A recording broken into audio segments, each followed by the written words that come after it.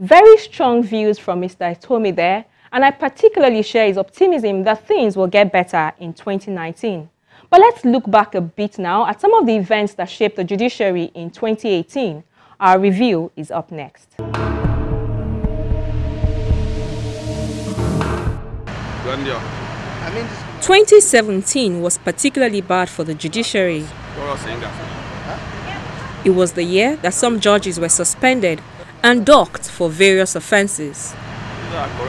Worried by the negative image that plagued the Nigerian judiciary, particularly the allegations of corruption and complaints of unprofessional conduct by judicial officers, one of the first things done by the Chief Justice of Nigeria, Walter Onnoghen, in 2018 was the introduction of some far-reaching reforms, resulting in their being reported to the police for investigation. The reforms includes establishing new modalities for the appointment of judicial officers, tightening of judicial discipline regulations, fashioning out a speedy way to clear a backlog of cases, and transparent delivery of justice. The reforms also made it mandatory for rules of court procedure to contain provisions for the award of punitive cost for frivolous litigation or delays. It also made provisions for reviving and strengthening the Inspectorate Division to ensure judicial officers go to work and sit in their courts Monday to Friday from 9 a.m. to at least 4 p.m.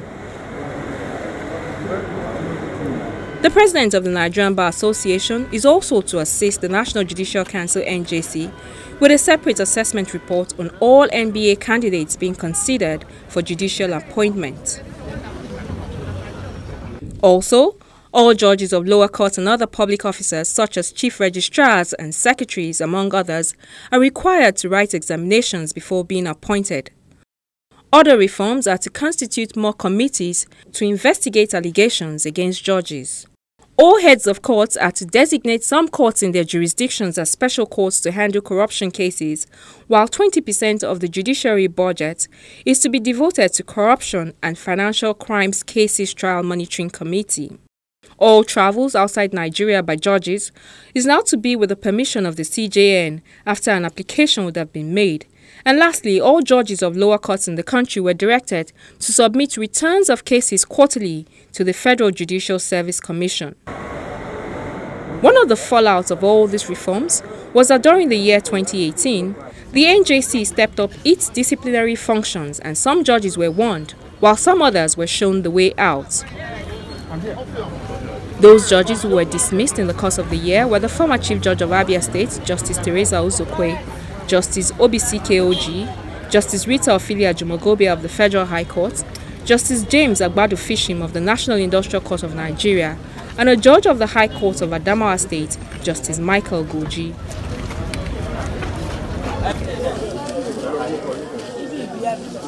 Being a pre-election year, the courts were also flooded with election-related cases, and so the CJN directed that such cases must be decided on merit without harboring any external influence. He also warned against the granting of conflicting court orders, which often embarrass not only judges, but the judiciary in general. We must accept that acts of misconduct of a few rub off on the rest of the judiciary and create the impression that all judicial officers have their hands soiled with the proceeds of corruption. Let me be clear here. It is not going to be business as usual for the few unscrupulous elements in our midst. I am determined to redeem the unfairly battered image of the judiciary. Any judicial officer found wanting will be dealt with decisively and shown the way out swiftly. On June 9, President Muhammadu Buhari signed the Constitution 4th Alteration Bill, which grants financial autonomy and independence to the judiciary of the 36 states. With that law, all funds due to the judiciary are now to be paid directly to the judiciary of the states and no more through the governors.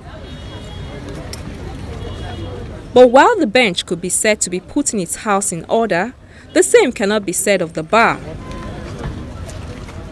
The 2018 general elections of the Nigerian Bar Association (NBA) was characterized by some division and controversy. one of which was the decision of the election committee to disqualify one of the presidential candidates, Mr. Afam Osigwe. The most important thing at all times we must look at is, what does the bar need at a particular time? We need a president now that is fearless, that can speak truthfully to the facts, that has knowledge, that has reach. We don't need a carrying president. We don't need a timid president. That's what the bar needs at this stage. And what we should look at, those who are contesting, which of them can fit the bill at this time? Who is fit and proper at this time to lead the bar? The election was eventually won by Mr. Paul Osoro SAN, who polled 4,509 votes to defeat Mr. Obi Okafo and Professor Ernest Ojukwu, all senior advocates of Nigeria. The two defeated candidates rejected the results and even alleged that the election was fraught with corruption, massive vote buying, rigging, and a skewed process. Mr. Obi Okafo has since gone to court to challenge the outcome. In the courtrooms, the judges were also busy. Some of the biggest cases resolved in the course of the year are those involving former governor of Taraba State, Jolly Nyame, and Joshua Dariye, a serving senator and a former governor of Plateau State. They were both convicted and sentenced to prison for fraud. We are satisfied with the judgment. It's a very sound judgment. It's throwing more light on the fight against corruption.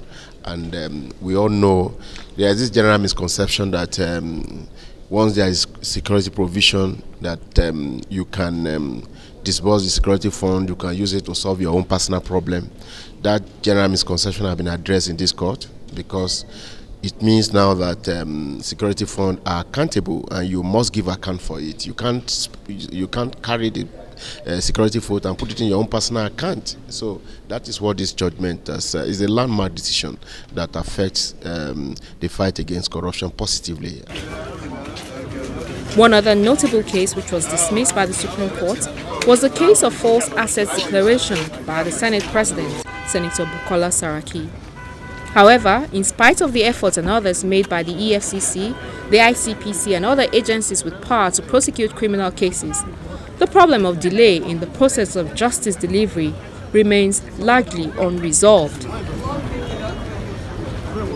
Some of the cases to look forward to in 2019 include the trial of the NBA president, Mr. Paul Osoro, on charges of fraud, the trial of the former governor of Ekiti State, Ayodele Fayose, and the various post-election petitions.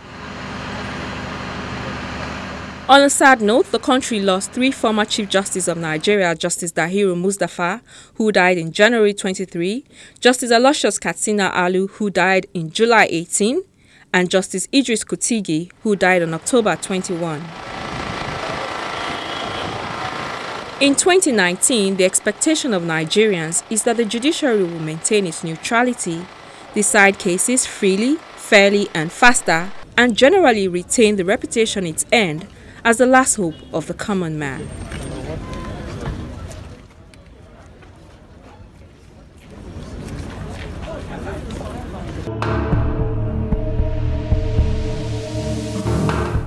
And this is where we end the program this week and this year. Here's wishing all our viewers a fruitful 2019, one in which the rule of law will always prevail. I'm Shola Shieli. Thank you for watching.